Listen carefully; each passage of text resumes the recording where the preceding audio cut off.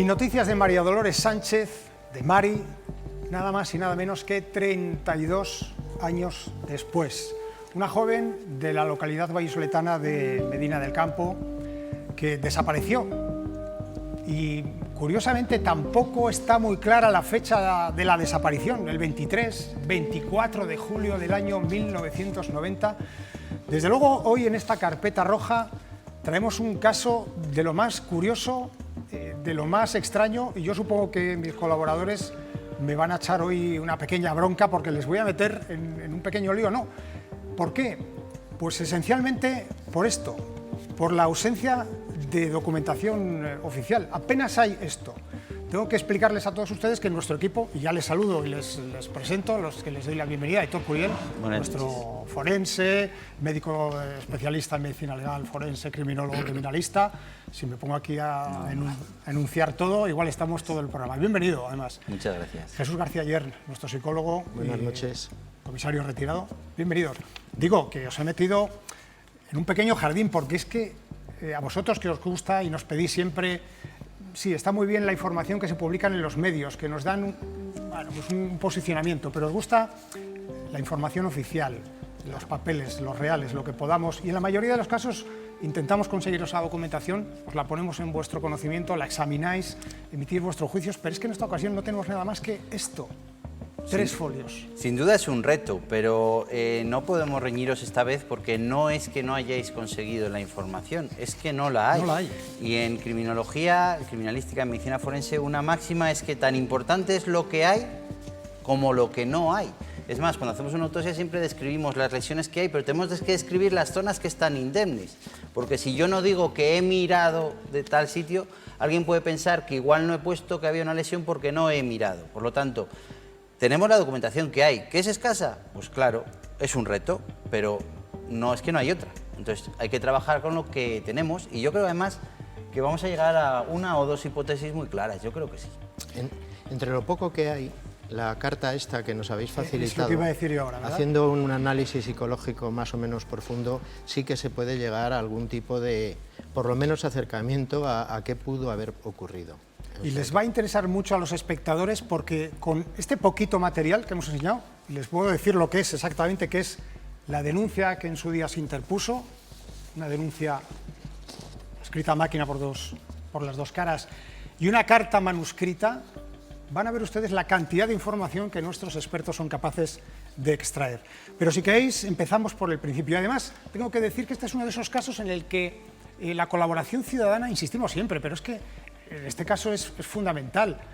¿Quién sabe si 32 años después alguien vio algo, se le pasó inadvertido y hoy, porque además hay que decir que este es un caso muy poco conocido incluso entre los propios habitantes de Medina del Campo? ¿Quién dice que no recuerda a alguien algo, hila, ata cabos y dice, yo sí que vi, y nos puede contar algo? Claro, ¿quién dice que no puede ser la colaboración ciudadana? ¿Y quién dice que María Dolores Sánchez no esté viva, nos vea y llame a su familia y nos quedemos todos más tranquilos? Como otra opción y otra posibilidad. Efectivamente. Yo creo que pueden pasar cosas y vamos a intentar que pasen. Y aparte de la carta, que Jesús seguro nos va a dar muchísima información de la denuncia, yo he podido sacar mucha información de las entrevistas a los familiares. No de lo que dicen directamente, sino de lo que se puede leer entre líneas de lo que los familiares dicen. Pues vamos con eso. Ya saben que nos gusta ilustrar nuestros casos no solamente con la documentación, con la información oficial, sino también con las personas que han vivido el caso en primera persona. Son familiares, son abogados, gente que ha estado muy cercana al caso. Vamos con la primera entrega de este caso, el de María Dolores Sánchez.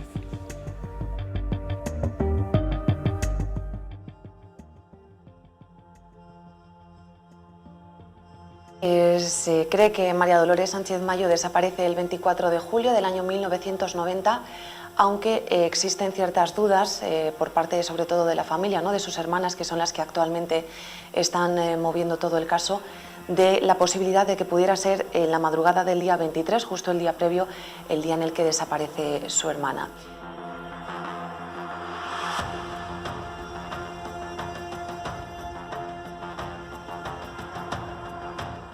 La última persona que la ve es María José Blanco, que era la que y su hermana, La que le daba clases de la que corte y le daba confección. clases de corte y confección. Se quedaron hasta las 10:30, 11, porque estaban acabando el faldón de mi hija, que la íbamos a bautizar el 5 de agosto. Ella y su hermana son las últimas personas que vieron a mi hermana, porque se quedaron luego a ver una película y la acompañaron. Ellas la querían acompañar hasta casa, pero como al ser verano y eran las fiestas del barrio de La Mota, mi hermana le dijo, nada, déjame aquí, en el puente.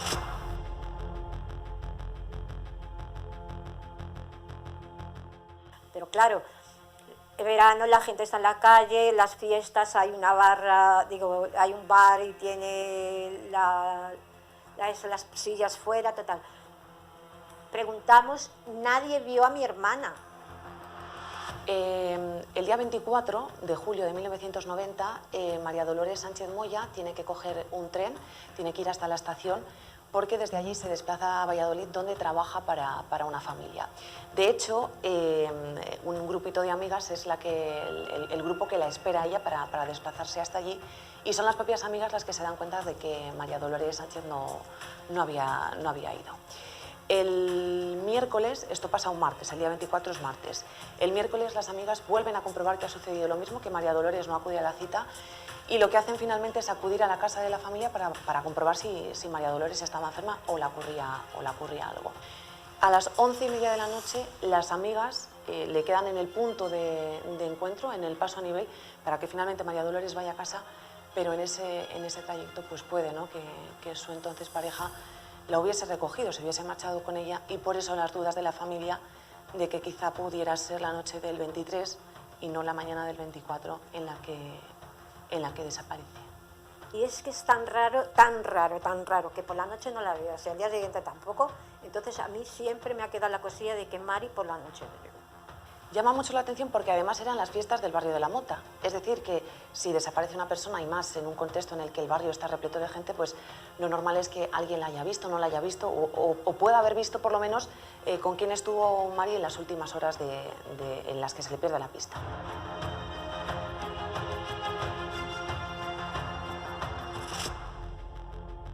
Mi hermana desapareció un 24 de julio del 90. No la dejaron poner a mi madre la denuncia hasta el 3 de octubre, 3 meses después. Eso me lo tienes que explicar. ¿Por qué no os dejaron poner la denuncia Pues, hasta 3 meses después? Ahí puede ser Tere, que estaba, porque yo en aquel tiempo no estaba, y Tere estaba con mamá, y te puedo decir que la dijeron. Bueno, pues fuimos a comisaría y mi madre dijo eso, que llevaba 2 días que no veía a su hija y que quería poner la denuncia. Entonces dijeron que esperara, no sé si fueron 72 horas o 48. Yo creo que me parece que fueron 72, porque al ser mayor de edad, pues no podían hacer nada hasta que ella quisiera volver. Entonces, bueno, pues ese día nos fuimos para casa, al día siguiente volvimos, así durante un montón de días. Hasta ese día 3 de octubre que nos dejaron poner la denuncia. Pero siempre íbamos y siempre lo mismo, ¿no?, que no se podía, que era mayor de edad, que aunque la encontraran no podían obligarla a volver por ser eso, mayor de edad, y que tenía que ser cuando ella lo decidiera, si es que se había ido, claro. La familia sigue insistiendo en la comisaría día tras día en que no hay ninguna absoluta noticia del paradero de Mari, y es el 3 de octubre cuando finalmente se les permite formalizar la denuncia de que Mari ha desaparecido. Comienzan los interrogantes, a mí por lo menos me asaltan varios interrogantes. Vamos a ir más adelante con el tema de la denuncia, pero hay una familia que está desesperada, 32 años buscando, intentando saber qué ha pasado con su hermana o con su hija, pero fiestas verano a mí me llama mucho la atención. Siempre hablamos de lo mismo, un pueblo, aunque Medina del Campo es un pueblo grande, es casi ya una ciudad, pero en el barrio, que es un sitio más recogido, donde prácticamente todo el mundo se conoce, verano, fiestas, gente en la calle, nadie ve nada. Hombre, cuando se le pregunta, ¿y cuándo se le pregunta? Me refiero, si parece ser que la denuncia no se recoge hasta 3 meses después, si tú 3 meses después preguntas que si detrás del día de fiestas de hace 3 meses viste o no viste a una persona que la ves prácticamente todos los días, porque te cruzas con ella, porque vive allí al lado tuyo, porque pues no te llama la atención si un día determinado la viste o no la viste, a qué hora y en qué circunstancias. Evidentemente, si la viste, no eran circunstancias extrañas, pero que te hubieras cruzado por ella puede pasar desapercibido si es una persona que ves todos los días y te preguntan 3 meses después. O sea, también hay que ver cuando se pregunta a las personas, ¿no? Y en este caso, que nadie haya visto nada no significa ni una cosa ni lo contrario. Y estamos hablando de 1990, en el que los medios eran limitados para la investigación. Y estamos hablando de una desaparición que puede ser voluntaria o involuntaria, sospechosa o no sospechosa. Yo creo que las premisas todavía están demasiado abiertas para poder juzgar. También es cierto que, tal y como parece ser, ella, la última vez que se fue de casa fue por la mañana porque iba a trabajar, a primera hora de la mañana, tampoco en un pueblo de este tipo, por esos andurriales, probablemente tampoco se cruzaría con mucha gente, ¿no?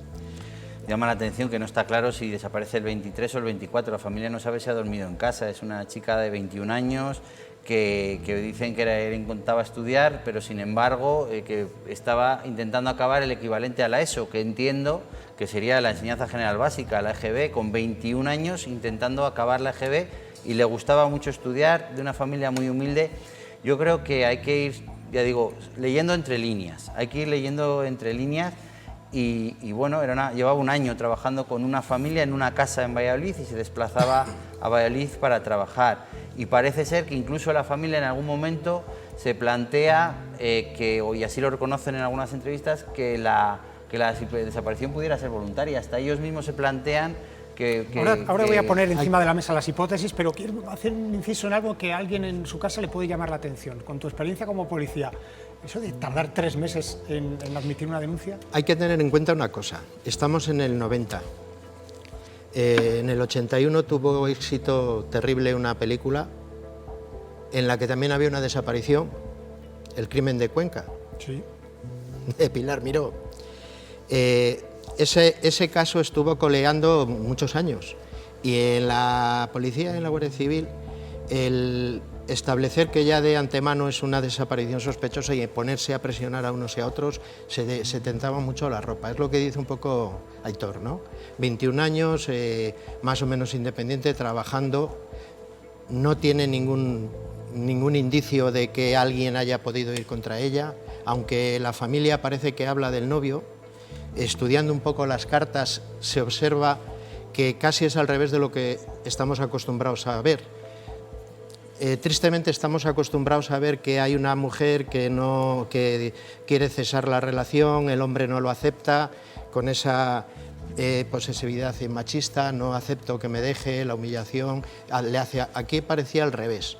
Ella en esas cartas da a entender que él no está lo quieres, por no adelantarnos, interesado. como vamos ahora a hablar con la familia de las cartas, Bien. os hago una pregunta y seguimos luego con las cartas. Bien. Voy a poner encima de la mesa las hipótesis lógicas que supongo que un investigador diría en este caso. A mí se me ocurren 3. Puede ser un suicidio, puede ser una desaparición voluntaria o una desaparición forzosa, un homicidio en este caso podría ser. El suicidio... Las otras 2 las vamos a ver, pero el suicidio cabe descartarlo en primera. Pregunto y digo por qué. Uno, si se suicida, ¿acabará apareciendo el cuerpo antes o después? No, normalmente sí, dependiendo de cómo se ha suicidado, la mayoría de los casos aparecerá antes o después, pero fíjate que es una hipótesis que hasta la familia en esa entrevista reconoce habérsela planteado, porque hablan como que en algunos momentos parece que se estaba despidiendo los días previos y que incluso reconocen en las entrevistas hermanas diciendo, incluso yo en un momento determinado pensé que se había ido para suicidarse. Con lo cual, evidentemente, es una hipótesis importante. ¿Que el cuerpo normalmente aparece? Sí, normalmente aparece, no inmediatamente al tiempo, pero si se ha tirado en un pozo, si se ha ahogado en un lago, en un río, pues puede tardar muchos años en aparecer o no aparecer nunca, no sería el primero ni el último caso. Y es una hipótesis que evidentemente está sobre la mesa. Aludía Jesús a unas cartas, son estas, nosotros tenemos una de las cartas que se encuentran en la vivienda, en el domicilio de Mari. ¿Cómo se encuentran estas cartas y qué es lo que ponen ellos? Empezamos a detallarlo en la entrevista que continuamos con la familia y con nuestra compañera periodista.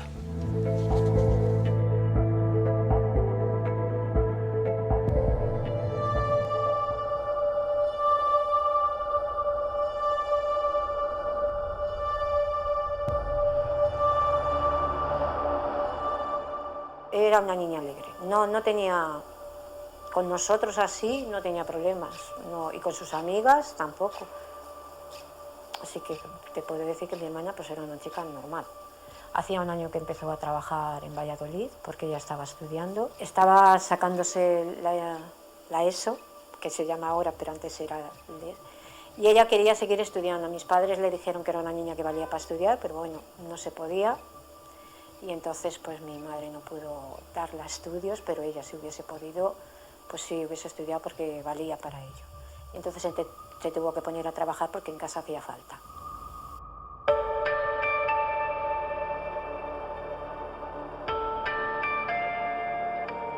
Ella tenía amigas, ya te digo, del corte y confección, que empezaban y bueno, pues había veces que se iban, pues era verano, una chica que tenía piscina, pues se iban a la piscina. Y no era de mucho salir, porque se echó novio, 16 años tenía, sí, por ahí. Empezó a salir con un chico y ya pues ya salía con él. Él entraba en casa y mi hermana entraba en casa de ellos. Los padres no les hacía mucha gracia que salieran, pero bueno. Mari en el 89 se queda embarazada. Mari quería tener el niño, o la niña, lo que fuera. Y entonces la llevaron a Madrid, una hermana y él. Y allí la quedaron. Y mi hermana vino malísima, con hemorragia en el la abandonó. Fue forzada, porque ella no quería. Porque tiene una carta dirigida a su hijo que se te cae el alma. Que le pide perdón, que él ya no quería, y ella se podía haber querido, porque mi madre la dijo, dice, ni vas a ser la primera ni vas a ser la última hija, te quedas con tu hijo.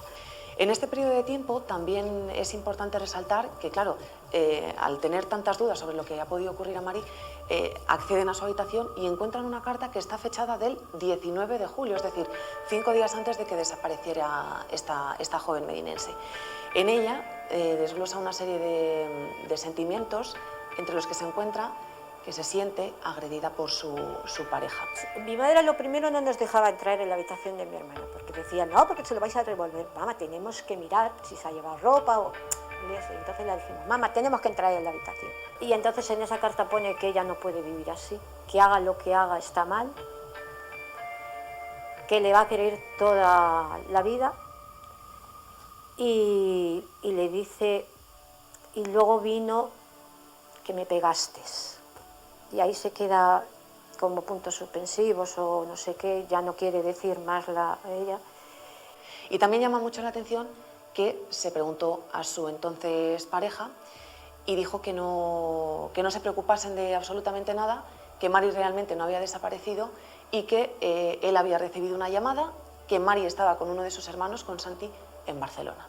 Por lo tanto, se cerró ahí la investigación y no hubo más preguntas ni para las amigas, ni para la familia donde trabajaba en Valladolid, ni para su entonces pareja, que realmente es la que, de ser cierto lo que comentó a la policía, es la última que tuvo contacto con Mari. Su hermano confirma, lógicamente, que Mari no había estado ahí, una coartada que se desmonta, pero de hecho, él mismo indica que hacía una semana justamente que habían terminado la relación. Y luego pues aquí pone que la pegabas. Contestación de, a mí, la pego porque a veces se lo merece. Eso es lo que me dijo él. Somos una familia muy humilde, no había dinero para eso. Tampoco sabíamos lo que teníamos que hacer. ¿Qué hicimos? Ir a la policía, que creíamos que eran los que nos iban a ayudar. Si a lo mejor los policías o alguien de allí hubiese dicho, pues mire, ustedes tienen que cogerse un abogado, aunque fuera de ese, porque esto lo tiene que llevar el abogado, porque se lo lleve, no sé qué, no sé cuánto. En ningún momento hemos tenido acceso a las personas que investigaron la investigación, quiero decir, el caso, ni con policías, ni con el comisario de entonces. Y lo único que sabemos, por el testimonio de la familia de Mari, es que se sorprendieron porque la investigación se resumía en un folio, además escrita, lo detalla a la perfección Jesusa, escrita con máquina de escribir, en la que constaba que habían tomado declaración a estas 3 personas, pero que en ningún caso se había tirado más del hilo, sobre todo, ¿no?, y es en lo que insiste la familia, en un testimonio clave que sería el de la entonces pareja de Mari, más que nada por ese hecho, por el hecho de que, además de que esas cartas Mari ponía, ¿no?, escribía, relataba cómo era sometida a agresiones, pues también, ¿no? Esa coartada de esa llamada por parte de Mari, desde esa supuesta coartada por parte de Mari desde Barcelona, pues quedaba totalmente desmontada. No se tiró más del hilo y lo único que se conoce también es que la familia trató por todos los mecanismos de conocer algo más. De hecho, Jesús insiste. Yo ya no digo que él tenga que ver directamente con esta desaparición, pero sí que sabe algo que quizá nosotros no sepamos.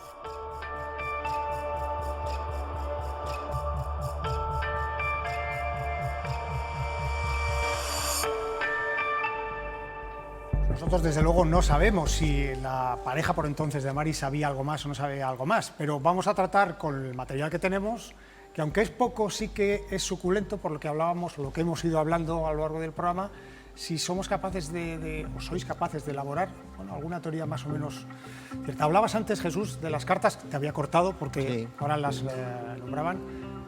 Nosotros tenemos una en la que relata, bueno, pues esos presuntos malos tratos, habla del novio, habla de muchas cosas que yo no sé, desde el punto de vista psicológico también se podrá extraer información interesante de lo que aparece en esas cartas.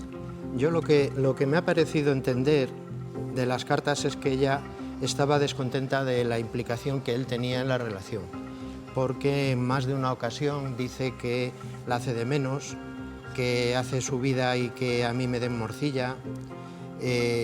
Algo que yo que soy para ti, es decir, parece un poco lo contrario de lo que yo decía antes, ¿no? Es decir, aquel hombre que se siente abandonado y entonces no lo asume y agrede e incluso mata a la pareja, estamos muy acostumbrados.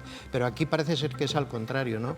Que es él el que está poco implicado en esa relación y es ella la que querría algo más, ¿no? De hecho, en alguna ocasión dice, a ver ahora cómo te las arreglas sin mí, espero que me eches de menos. Es decir, en muchas ocasiones nos hemos encontrado incluso suicidas que cometen el suicidio para castigar a los demás. Es decir, eso es muy curioso, pero ocurre, ¿no? Es decir, yo ahora me voy a matar, pero tú te vas a quedar con la culpa y vas a sufrir toda la vida la culpa de que yo me haya matado. O sea, hasta ese extremo llegamos. Me da la impresión de que esa desaparición iba un poco por ahí, ¿no? Me voy a ir, te vas a enterar de entonces sin mí, a ver si eres capaz de...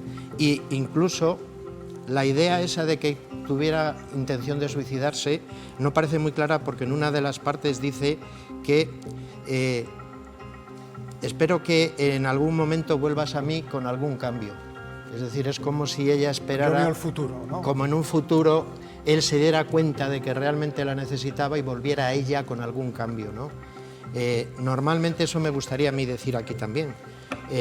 Sobre todo adolescentes que se marchan de casa, que desaparecen pensando que van a solucionar determinados problemas, pero cuando están fuera de casa, cuando están ya en el mundo real, empiezan a suceder problemas que nunca sabemos cómo acaban. Esta mujer pudo irse con esta primera intención y después tener una vida que, si es muy buena, le apetece volver y decir, mira lo que he hecho, y si es muy mala, le avergüenza volver para decir, mira a dónde he llegado. Incluso un accidente o un suicidio posterior. Es decir, después de que se marche de casa y desaparece, pueden pasar 1000 cosas. Pero lo que parece es que en esa primera marcha de desaparición no había esa intención no creo que hubiera esa intención de suicidio, más que de desaparecer y de dar una lección a algunas personas, ¿no? Todo lo que se puede extraer de la información, de las cartas, sí, de nuestro yo, de nuestra psique, que es la que se expresa. Haciendo un resumen un poco de toda la situación, tenemos una chica de 21 años que con 20 años quedó embarazada y la familia se entera tarde y mal, que con esa misma edad aborta y la familia se entera una vez que ya ha abortado. Un aborto traumático, además, parece ser. Por lo un aborto traumático y que se entera también la familia un poco tarde, una familia que llegan a sospechar que se ha estado despidiendo, que incluso ellos mismos dudan de que se haya ido voluntariamente o incluso con intención suicida, que la hermana reconoce que le dice a su madre días después de haberse ido, Mari se ha enfadado, se ha ido voluntariamente, no te preocupes que para el bautizo de un sobrino que viene que volverá. La familia, su primera hipótesis era que se había ido realmente voluntariamente. Una chica, pues eso, que yo creo que ya llevaba un año trabajando fuera y que tenía, para que nos entendamos, más mili de la que parecía con 21 años, ¿no? Hablan de que es una familia muy humilde, pero realmente estaba estudiando para sacarse el graduado escolar, a pesar de que dicen que le gustaba mucho estudiar. y que no estaba contenta con su vida ni con su relación sentimental, que había podido sufrir malos tratos en algún momento, pero que no parece que fueran de una gravedad importante o la causa última. En ninguna carta lo expresa como que esa sea una de las causas principales de ninguna de sus decisiones. Todo orienta a una desaparición voluntaria, ya sea suicida o simplemente de romper con todo lo anterior y crear una vida nueva, algo que es mucho más habitual que lo que muchos pensamos. Voy a interrogaros ahora por dos aspectos más que no han aparecido en el vídeo, pero que sí que nos consta esa información para que la pongamos encima de la mesa. Pero otro asunto que a mí me llama la atención, nos cuentan además la familia, tenemos los datos, en la casa donde trabajaba no pide el salario, no se lleva documentación, no se lleva nada de dinero de su cuenta bancaria. Cuando uno desaparece voluntariamente es normal que deje todo absolutamente, digo, hasta dinero que le pueda hacer falta para vivir al día siguiente, o la propia documentación. No sé si es fácil o difícil vivir sin documentación. Bueno, de la propia documentación puede llegar y decir que la ha perdido y se la vuelven a hacer. Eso, ahí no hay problema. El problema está en que se vaya sin llevarse ropa, sin llevarse el dinero, y ahí estaríamos un poco en la intención que tiene. Si lo que tiene es intención de mudarse, se lleva todo, pero dice a todo el mundo que se va a mudar. Si su intención es, entre comillas, castigar a aquellos que no le han demostrado el suficiente cariño, tiene que desaparecer sin que se sepa que se ha marchado voluntariamente, porque si no se pierde ese objetivo, ¿no? Entonces, no sería extraño que ella puede tener incluso unos ahorros, aparte de lo que... y vivir en la documentación tampoco, porque siendo ella misma se presenta en cualquier comisaría y le hacen una copia del DNI. Una vez más tenemos que ser capaces de colocarnos en la piel de otra persona con otros principios, con otras normas básicas, con otras premisas completamente distintas. Tú o yo, si decidimos irnos, probablemente haríamos la maleta, sacaríamos las tarjetas, haríamos unas transferencias para tener el dinero, nos iríamos con todo preparado, pero es que no somos ella, no somos una chica de 21 años que está enfadada con la familia, con el mundo, con su hijo que tuvo que abortar, que quiere cambiar de vida, borrar, pasar página y borrar todo. Que no digo que es lo que haya sucedido, digo que es una de las posibilidades. Entonces, desde esa premisa, pues probablemente para hacer daño, para que sufran porque yo no estoy y mi novio sufra porque no sabe si estoy viva o no estoy viva, puede decidir dejarlo todo. Y aunque no parece lo más lógico desde un punto de vista cabal y de sentido común, es, insisto una vez más habitual de lo que pensamos que en desapariciones voluntarias se vayan sin nada. Por esos motivos, por otra serie de premisas y de valores que pesan. Dos cuestiones, dos datos que los pongo encima de la mesa, que tampoco han aparecido en el vídeo, pero que nos constan, que no sé hasta qué punto vosotros los consideráis relevantes o no. Hay dos oportunidades, dos llamadas, en una ocasión desde un centro de salud, indicando que hay alguien que ha solicitado una cartilla sanitaria, una cartilla de la Seguridad Social con el mismo nombre, María Dolores Sánchez Moya. Parece ser, o por lo menos eso se resuelve diciendo que había sido un error administrativo. Y hay otra llamada también de la policía diciendo: creemos que hemos localizado a alguien que coincide con ese perfil, y acaba volviendo a llamar la policía diciendo: no, olvídense que nos hemos equivocado también. Hay tres y te dejas una. Y hay una tercera llamada que dice la policía que ha encontrado a su hermana en un club de alterne. Y en principio ellos ya la hemos encontrado, ya se hacen ilusiones, ya vamos a... Y luego, unos días después, les llaman que no, que era un error, que no habían encontrado a su hermana. Hay tres. Una llamada del banco de datos para si tenía algún tatuaje, otra llamada de que la han encontrado en un club de alterne y una tercera llamada de que alguien ha hecho una solicitud de la cartilla de la Seguridad Social de ella. Son tres momentos en los que de repente parece que la han encontrado y... Hay que tener en cuenta una cosa, que en las desapariciones de adultos, de personas mayores de edad, la titularidad de los derechos no los pierde la persona desaparecida. Entonces, muchas veces ha ocurrido eso, ¿no? En la propia policía ha localizado, o muchas veces en la propia renovación, esa persona va a renovar el carnet de identidad y como hay un apunte de que esa persona está desaparecida, la propia policía dice: oiga, usted figura en este banco como desaparecida. Y digo: oiga, ¿quién ha denunciado? Si yo marché, era mayor de edad, yo no quiero saber nada, bórrenme ustedes de ahí. Hay que decir que las hermanas, la familia está dentro de ese banco de ADN por si en algún momento aparece algo y se se puede contrastar. Tengo que hacer una pequeña pausa para la publicidad, pero a la vuelta os voy a pedir que me deis vuestra opinión al respecto. Y antes te voy a decir una cosa, porque parece que todos estamos yendo en un sentido, pero es una hipótesis, porque si realmente hubiera sido una desaparición voluntaria y la policía la haya llegado a encontrar en algún momento, aunque ella haya dicho que no quiere que diga nada a su familia, ¿cómo la han dado por muerta para los temas de herencia que sí que la han dado por muerta? Eso no cuadra con la desaparición voluntaria. Y me llama también la atención, No y quiero todo que me lo cuadra. expliquéis a la vuelta, ¿no habéis considerado de momento, al menos con demasiada importancia, la desaparición forzosa, que hubiera habido un homicidio? No sé si otra por opción, parte de la es expareja. otra opción. Ahora me lo decís. Hacemos una brevísima pausa y enseguida estamos de vuelta.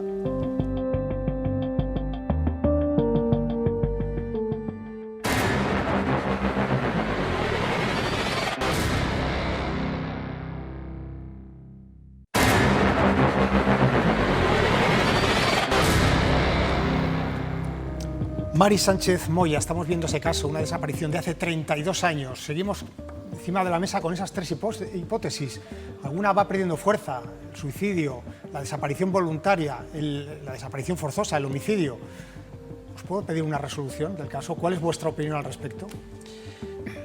Sí, yo la mía te la doy muy clara. Hay dos opciones, yo solo manejo dos opciones. Salvo una pieza del puzzle que no me cuadra en el puzzle, hay una pieza que me sobra, que es que la han dado por fallecida. Si realmente se hubiera hecho todo bien y se hubiera investigado y se hubiera oficiado a la policía, si es voluntaria y la han encontrado, no se hubiera podido dar por muerta. Esa pieza del puzzle me falla, que lo decía antes de la publicidad. Pero las versiones son dos, o es una desaparición voluntaria y la policía la ha encontrado y ella ha dicho expresamente que no quiere dar ningún tipo de información de dónde está, en alguno de estos momentos, o en el club de Alterne, o cuando fue hallada por el banco de datos, o cuando se solicitó la cartilla, en alguno de esos momentos, por tanto, desaparición voluntaria en la que ella no quiere que su familia sepa nada de ella, opción A, o la investigación se hizo muy mal. Muy mal, muy mal, muy mal. Un folio no puede justificar una desaparición no voluntaria. La investigación tendría que haber sido mucho más completa. De entre esas dos opciones, yo, que confío siempre en nuestras fuerzas y cuerpos de seguridad del Estado y creo que trabajan y trabajan muy bien, creo que fue una desaparición voluntaria. Jesús. Es un poco lo que ha comentado Aitor, ¿no? Una desaparición forzosa o incluso un homicidio y haber hecho desaparecer el cuerpo nunca se puede descartar, ¿no? Porque si no sabemos ahora mismo qué ha sido de ella, eso está dentro de la posibilidad, ¿no? Un poco lo que decíamos ya en otra ocasión, ¿no? Aunque solamente hay un atestado en el expediente suyo, no quiere decir que sea lo único que se ha hecho, ¿no? En aquella época además estaba en vigor lo que se dio en llamar la Policía 2000, en la que había, digamos, carpetas de actuaciones independiente de lo que después se iba a judicializar.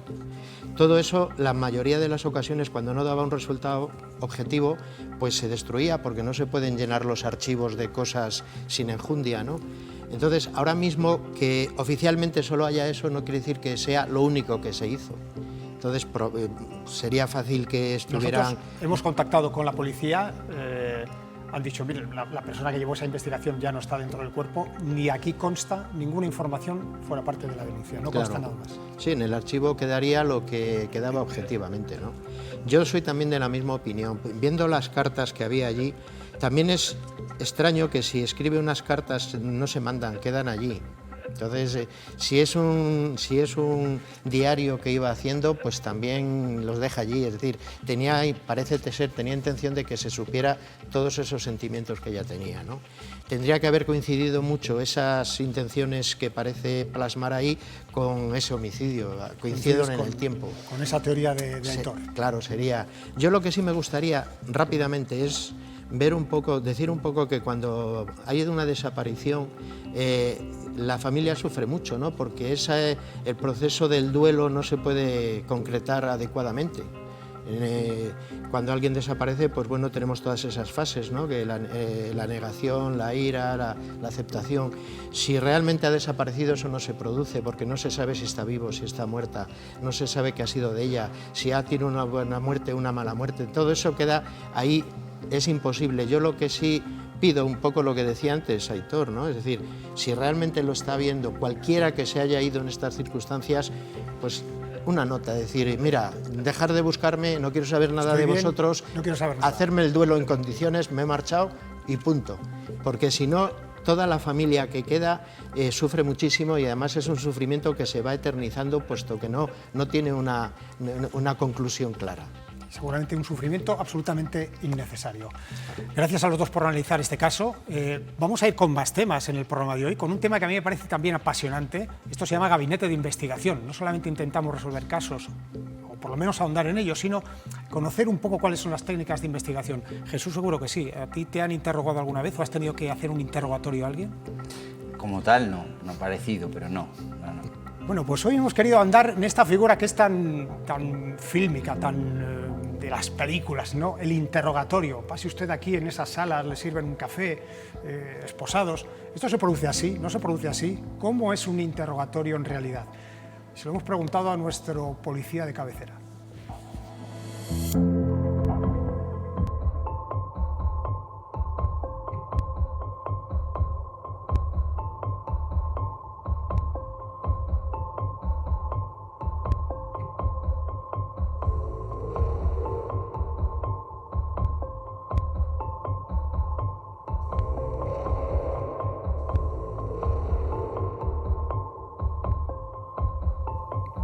El interrogatorio, y fíjate qué tema más interesante te hemos propuesto. Antonio Cela, bienvenido. Muchas gracias, Miguel, encantado. Uno de nuestros expertos en este gabinete de investigación, criminólogo, profesor del máster de comportamiento de la conducta criminal de la USAL y un montón de cosas más, y por eso estás aquí dentro de este equipo. Oye, bueno, hemos preparado esta sala de interrogatorio que yo no sé si se parece mucho, poco o nada a las que utilizáis de verdad en la policía. Nada que ver con la realidad. Nada que ver con la realidad. Nada que ver con la realidad, afortunadamente. Bueno, para eso estás aquí, para contarnos, para explicarnos algo que es muy importante, porque un interrogatorio es vital para cualquier investigación. Claro, el examen de testigos, de víctimas y de sospechosos, de presuntos autores de un hecho criminal, es una pieza fundamental en la investigación criminal. Técnicamente se conoce como declaración, exploración si es en el caso de menores, técnicamente porque es el sujeto al que estamos entrevistando, pues una persona con unas características muy concretas que requiere de unos parámetros diferenciados, pero la declaración es una herramienta que puede orientarnos muy clara y muy definitivamente hacia conclusiones esclarecedoras de la verdad de los hechos. Para empezar, por el principio, ¿a quién se puede interrogar? ¿Se puede interrogar así por las buenas? Vosotros llegáis a los malos, en teoría, o a un sospechoso, decís, a comisaría, que te voy a interrogar. Vamos a ver, el interrogatorio se puede realizar, el interrogatorio, la declaración, la entrevista, para obtener los primeros datos se puede realizar en la vía pública cuando hay una llamada y alguien acude a un lugar donde se ha producido un delito. Ese primer contacto entre testigo, víctima o autor y la primera patrulla es un primer amago de interrogatorio, pero nada que ver con lo que técnicamente se conoce como declaración policial o judicial, que requiere de un adorno garantista completamente diferenciado. Y ese adorno es fundamentalmente orientado a la preservación del principio de presunción de inocencia, que debe preservar toda la orientación del investigador a lo largo del proceso de investigación. Siempre es inocente quien está delante vuestro, ¿no?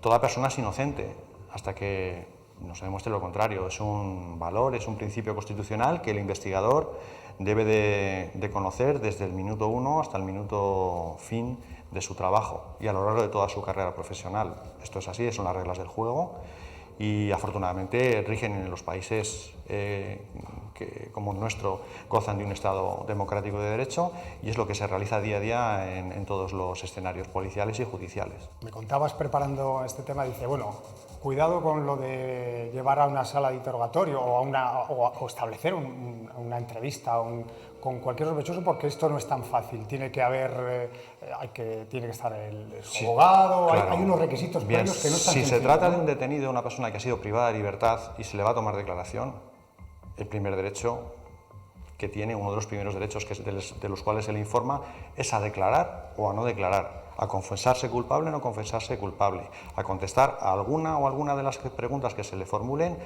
o simplemente callarse en ese momento y declarar ante el juez o no. Es decir, la persona que está acusada o es sospechosa de haber cometido un delito tiene toda esa carta de derechos de los cuales debe ser informado, siempre en presencia de su abogado, de oficio porque no tiene recursos, o designado por parte del acusado, del detenido, y que además tiene a su vez la potestad de entrevistarse con carácter previo. Es una novedad en la ley procesal de reciente cuño, que lo que establece es, una vez más, el principio de garantía de que toda persona tiene un derecho de defensa y, sobre todo, a ser considerado no culpable hasta que no se demuestre lo contrario. Claro, no es tan sencillo llegar y ponerse al día. Oye, ¿qué técnicas hay hasta donde me puedas contar? Porque tampoco vamos a desvelar todas las cuestiones. Las técnicas de interrogatorio, básicamente te voy a decir lo que no se puede hacer, es vulnerar los derechos fundamentales de esa persona.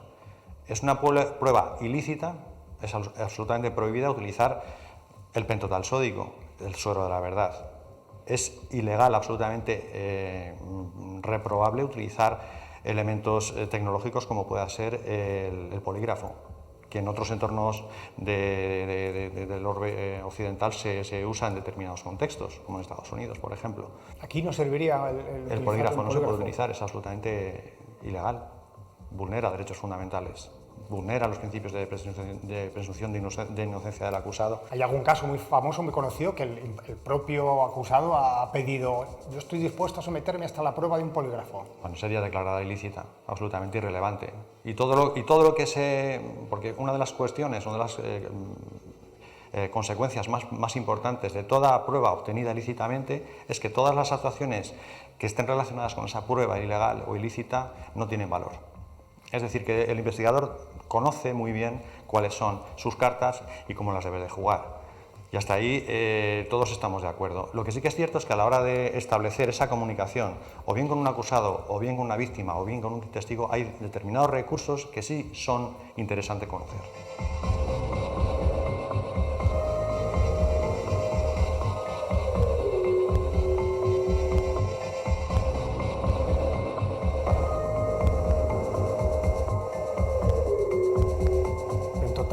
Y el polígrafo famoso fuera, pero aquí sí que se puede hacer, me contabas antes, una prueba muy curiosa que es P300, ¿se llama? Sí, la prueba P300. La prueba P300 que se utilizó, creo, por primera vez en el caso de la investigación de la desaparición de Marta del Castillo. El principal sospechoso está en prisión y condenado por este hecho. Fue sometido a esta prueba, la prueba P300, que básicamente lo que hace es, con la autorización judicial, a petición del Ministerio Fiscal y el consentimiento del entrevistado y de su representante legal, pues se le somete a una prueba, a una entrevista estandarizada, durante la cual se le hacen registros cerebrales a través de un sistema, un programa, un software específico, y el registro de sus ondas cerebrales, en las cuales se pueden inferir la aparición de respuestas no reales, es decir, que miente, o que se inventa la respuesta, pero también pudiera darse el caso de que la psicología a veces juega malas pasadas y se insertan falsos recuerdos que pudieran también cuestionar la validez de esta prueba. En cualquier caso, lo que yo creo que es una verdad, aunque realmente no pasara. Correcto, eso son falsos recuerdos, la inserción de falsos recuerdos. En resumen, yo creo que estos métodos todavía no suficientemente contrastados, en algunos momentos pueden ayudar un poco a conducir las investigaciones en un sentido o en otro. Al igual que también lo que hemos hablado justamente antes de la entrevista, que es el estudio de las microexpresiones y del lenguaje no verbal. Hay una cosa que les sorprenderá a los espectadores, y es que el cine, la serie, siempre recurrimos a ello porque nos ha creado ahí una conciencia de investigadores o criminal muy marcada. Y estamos acostumbrados a ver los interrogatorios, las entrevistas grabadas, o bien con audio o incluso con vídeo. Aquí no se hace.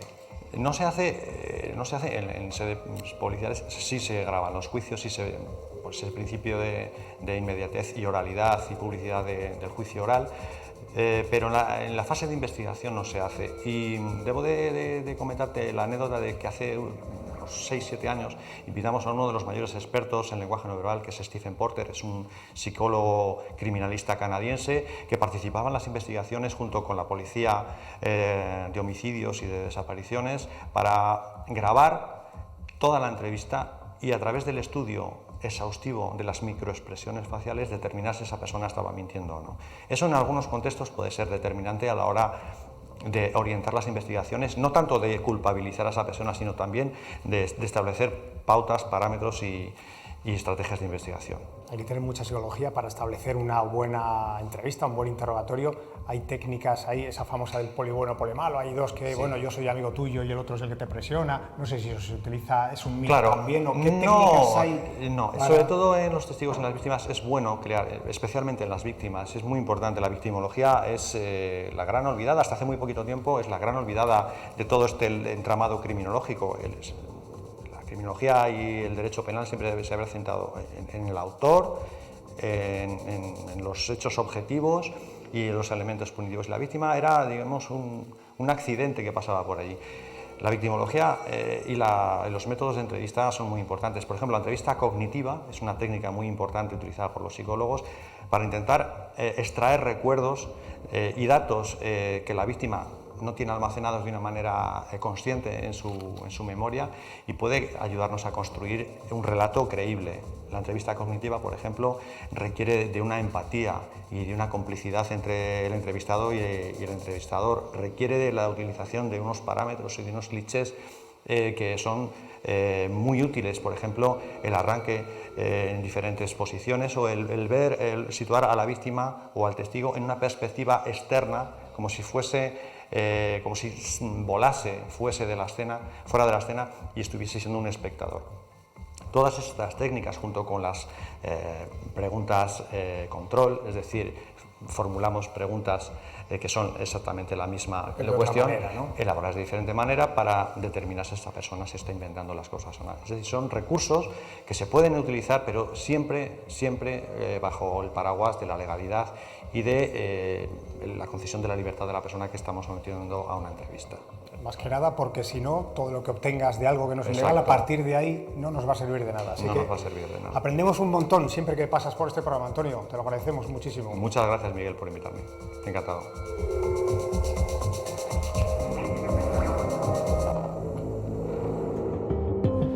Seguro que hay muchas cosas que no sabían ustedes a este respecto. Nuestros invitados sí, nuestros colaboradores sí, porque están habituados, sobre todo Jesús, algunas habrás hecho. Así que no tengo tiempo para más. Os invito la semana que viene a volver por aquí y repasamos de nuevo una carpeta roja, o a ver si nos cae una verde. Vamos a ver, ¿sí? Muy bien.